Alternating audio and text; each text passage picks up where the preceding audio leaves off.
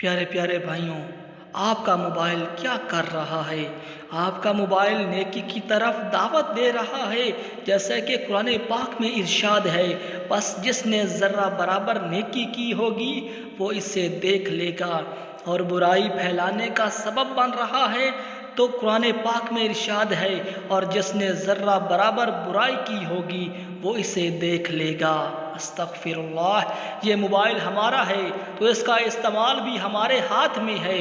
اگر دل میں خوف خدا ہو تو انسان تنہائی میں بھی برائی کے کاموں سے بچتا ہے، چاہے وہ موبائل ہو، سوشل میڈیا ہو، ٹیلی ویژن ہو یا کوئی بھی چیز ہو۔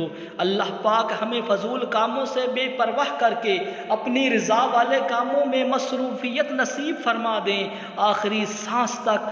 آمین یا رب العالمین، آمین یا رب العالمین۔